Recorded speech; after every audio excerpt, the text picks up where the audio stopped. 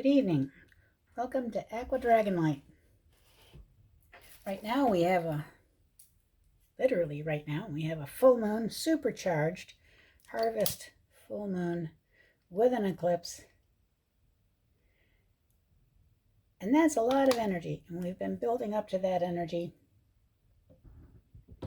And I've been working on getting prepared for that energy so much that I virtually missed the arrival of the energy. We've had some storm energy moving through, and it's sort of caught me up unawares of what's going on. So it's a sort of a catch-up moment here where it's almost like I could say it's a Mercury retrograde with as many things that have impacted this moment, but we're going to take it as it is. We're going to go where it goes and do what we can. I'm going to put this up tonight and we will catch the full moon energy. So let's step into the moment here and take the reins and see what we can do. Let's call in spirit and take a breath.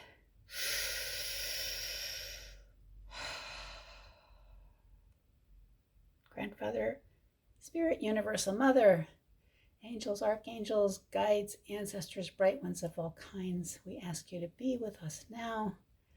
Grant us your wisdom, bring us your grace. We thank you for joining us. Prayers for the full moon. Queen of the night, your silver wheel rolls silently through the darkness. From sunset to sunrise on this night when you are full, I look on you in awe and I praise you. I look to you in love and I honor you. Lamp of the night, guide my way. Shine from above me, a light in the darkness. Round face of the mother, look down on me in blessing. Light my way through the shadows.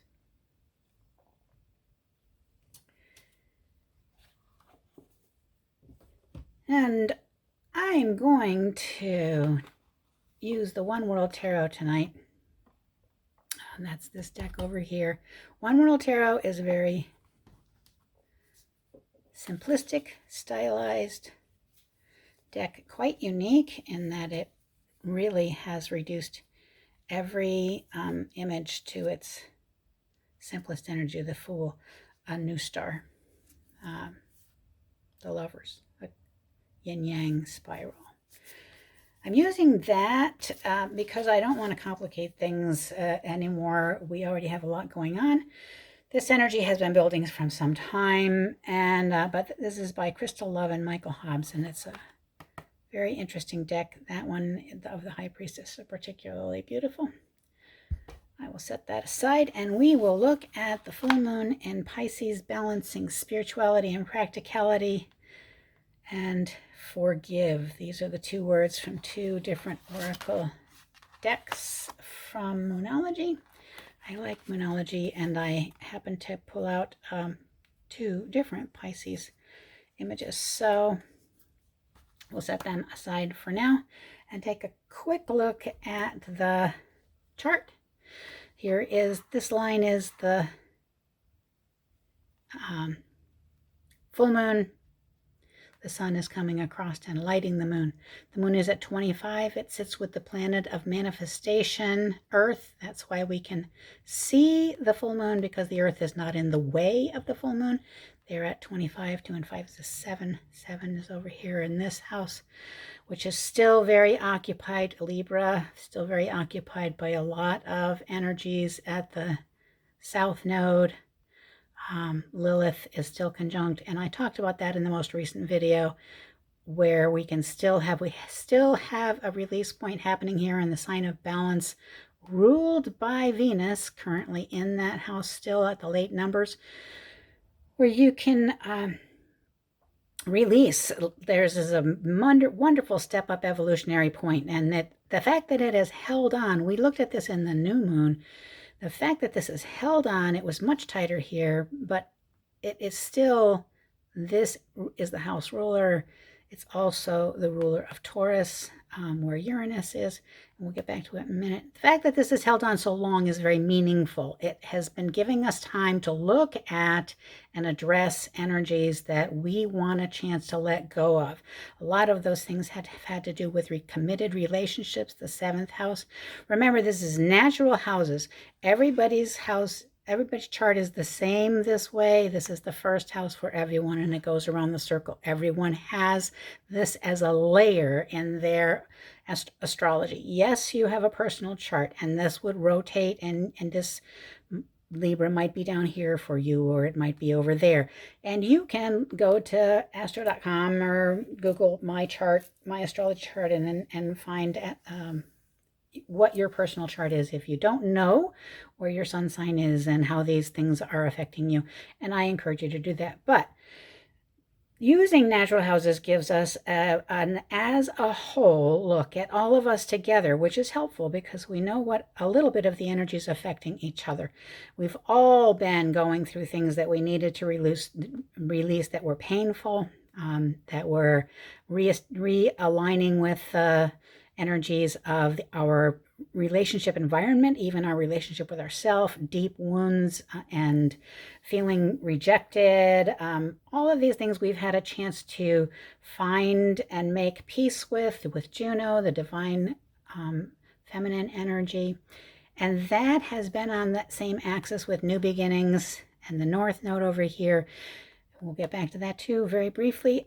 But the fact that Aries is sitting with Chiron, and that is in a conversation with Pluto. We talked about that. That means this is getting an energy it would not otherwise be able to have in a very brief time while Pluto is in Capricorn. They couldn't talk at all otherwise. More wounding, the wounded healer of Chiron. Aries has issues as well. She's the soul warrior, so it's sort of like this is getting together and finding a way to fight for a new beginning in areas that have been painful, that you're both in retrograde looking back at. And of course we have a lot of other retrogrades happening right now. Saturn and Nessus and Neptune all in Pisces, which is the big player here where the moon is.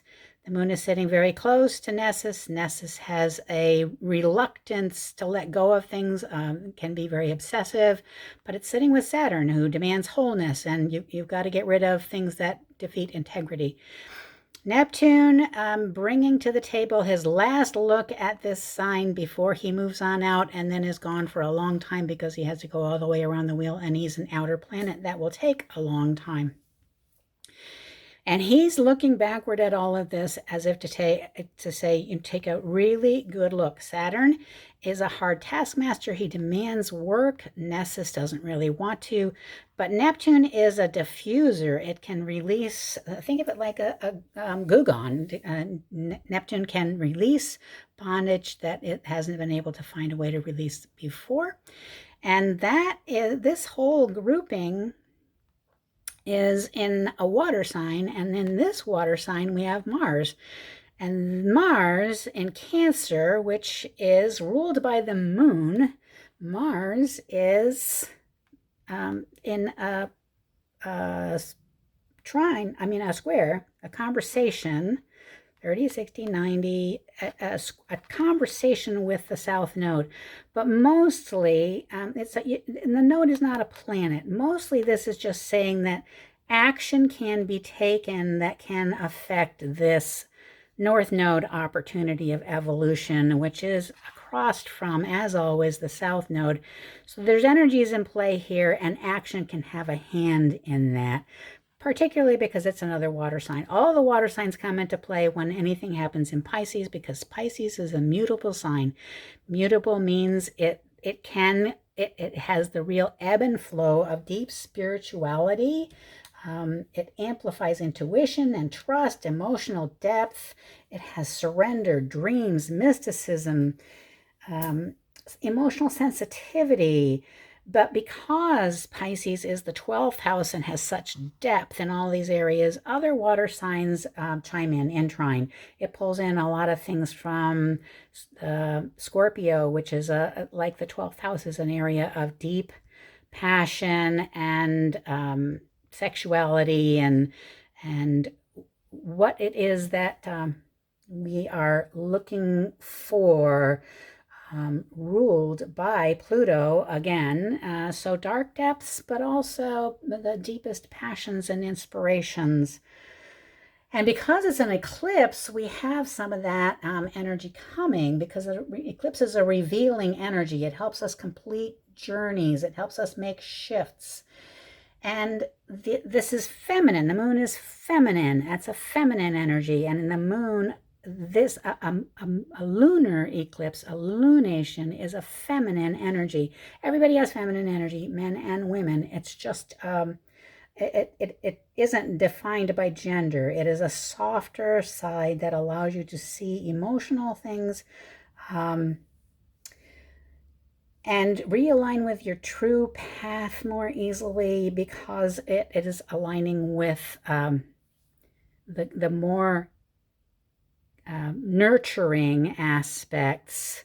The more we're 90-some% water, the more deep and fulfilling aspects.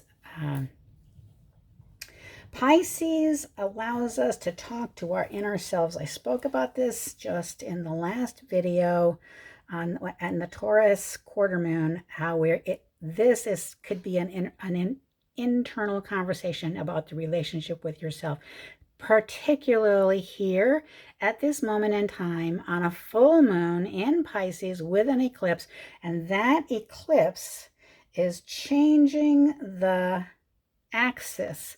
Our eclipses have been from here to here. This is the first eclipse that is in this axis. It's changing that axis. Most of the eclipses coming forward into 2025 will be in the Virgo Pisces axis. I think there's just a couple that are sort of transitioning between, but most of them, and there's going to be a lot of solar eclipses, which means this lunation of starting this cycle is particularly important, because it's showing you where you can complete and close, and where you can set manifestation points on this full moon to set the changes you have discovered that are significant in your life, that may have been revealed to you somewhat suddenly, because this is square, and we have an abundance of energy, but this is trine. So Pluto, while it is here for a very short time, is feeding Uranus. Uranus is the wild card. Suddenly you may realize things, and that is connected to your sense of self over in your 6th house of self-care. So you may say all of a sudden that, I didn't understand that about myself, in what I value, my 2nd house. But now I do, and it may be something about what your identity is as an adult. This Mars is in your roots, in your home of identity, but in this part of the chart, generally all of us have to find who we think of ourselves to be. So Pisces is connected with a lot of how we think of ourselves, and what our goals and dreams are, and where we can surrender, and where our depths are, and a lot of conceptual things and things that we learned in dreams. But we've been working a lot on looking at wounding, and looking at where we are obsessed and want to and need to we need to let go of things, but aren't sure we really can. This is the moment that we've been looking for, because this is portal energy, where we have a harvest supermoon with an eclipse. This is a moment we've been working toward for a long time. This is whole thing here in Libra balance near the South Node, and Uranus in trine with Pluto, who's never going to be there again in our lifetimes. And this whole thing is set up to set a new eclipse axis going. Mars rules the house of Aries, the sign of new beginnings, and the North Node happens to be sitting in that sign, as if to say, yes, you can have your new beginning, you can step into your new beginning. All of this is adding up to the same message that I have been talking about. Sudden changes are coming up, and the opportunity is here to upgrade ourselves into a new place where old wounds used to be, let go of things, balance ourselves in new ways, and move forward. And that is this whole thing. And in a nutshell, it's an amazing opportunity. The 29-degree Neptune is the end of a process. Actually, it's at 28 now. It moved. I hadn't noticed that, but 29 degrees is the end of a process. And 28 degrees, moving on from that, is a 10, which is a 1, which is also a new beginning, and emphasizes that first house of new beginnings, very important. We're going to draw some cards to see what these energies are that we are being given to address right now. Nothing very major in this. We're not going to do an extended reading on this. We're just going to draw some cards. I'm not working with just majors today. I'm working with the whole deck. And let you see that the deck is there. And let's see what we want to pull. I'm going to take that one. And this one. And that one.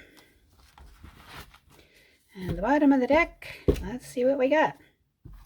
The Fool. And under that, the Prince of Swords. A new way of thinking. Starting as a child in the way we think about some things. All right, so you were the first I pulled. It will turn you out. The Tower has to fall. This is a very appropriate card for right now. Things must change. All of this is saying release things. In order for things to be released, it's lovely that this has a balloon. I mean, honestly, the deck that you choose really matters. And Mars up here is a player. It's the ruler of New Beginnings energy. The Chariot. Which horse are you going to feed? Chariot, traditionally a white horse and a black horse, and there's that old tale about wolves, and the one that survives inside you is the one you feed. Which one are you going to feed in your chariot right now? Ruled by Sagittarius, it's looking for the truth. So the truth over here. Which, in your 9th house of higher learning and spirituality, which horse are you going to feed? The white horse or the dark horse? It is time to let the darkness go and feed the white horse and step forward. Queen of Swords. The Queen of Swords rules the castle. So the King of Swords rules the whole community. Everything is under his command, armies, but the Queen rules the environment. And the Queen of Swords is the one who does the thinking about how to keep everything moving forward. Queen of Swords has many facets to how she sees things and how she sees herself. She's a mother, she's a wife, she's a queen.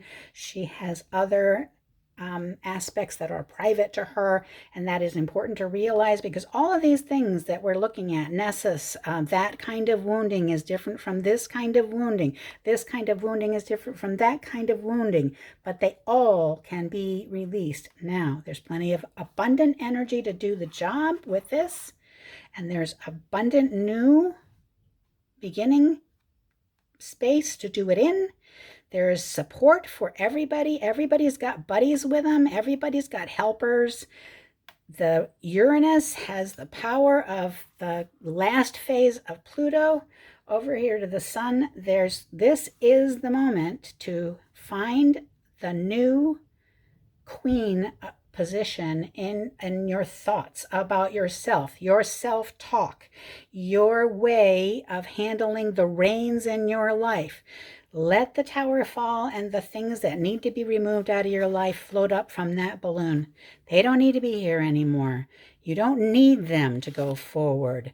Grab the reins on the chariot that will move you forward. Follow the white rabbit, if you want to look at it that way. Into the matrix, out of the matrix, I don't know, whatever it is you're choosing. But the white energy, the light energy, follow that forward, move on. I love that we end up with an analogy that gives us follow the energy of the Fool at the bottom of the deck. The Fool at the bottom of the deck is really interesting because he is both a 1 and a 0.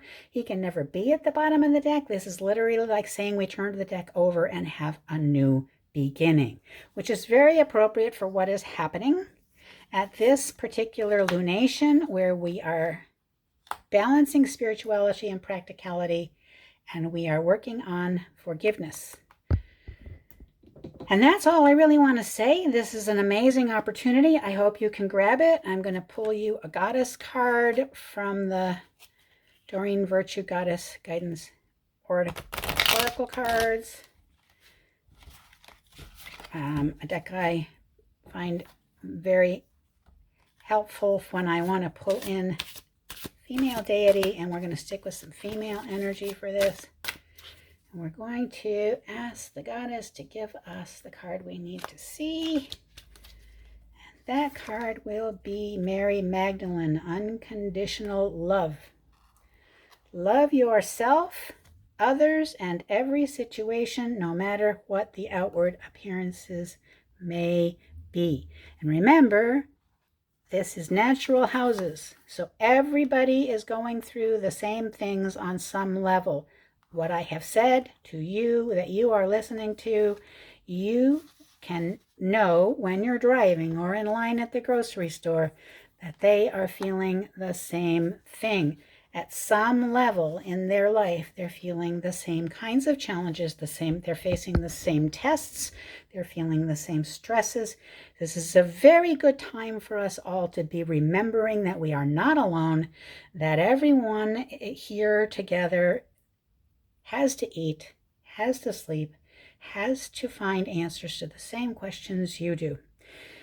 If we can do the work, if we can step forward and release the things that are binding us to old wounds and old betrayals and old failures and old bad self-talk that is very limiting, if we can take the action and let the new unexpected dream input work for us, then it will be an unconditional love moment where we will find ourselves much better off, having moved past this powerful moment of a harvest supermoon with Capricorn and a Pluto Capricorn for the last time, a Neptune sign ruler of Pisces in the house, Venus in the house at Libra, an eclipse. It doesn't get much bigger than this.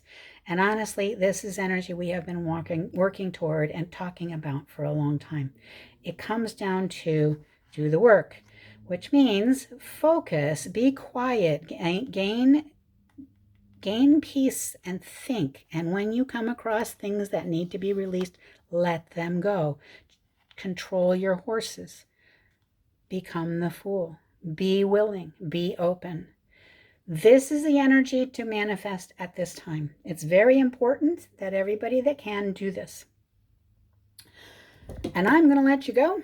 I'm going to light my sage and see if I can get this video up tonight. See if I can get ourselves some smoke to thank deity with. And thank the moon. This is a poem I wrote, and it's for releasing things. Gently go. Unbind. Unwind. Untwist. Untwirl. Unwhirl. Unflow. Unspin. Unknot. Unspun. Undone. Gently go.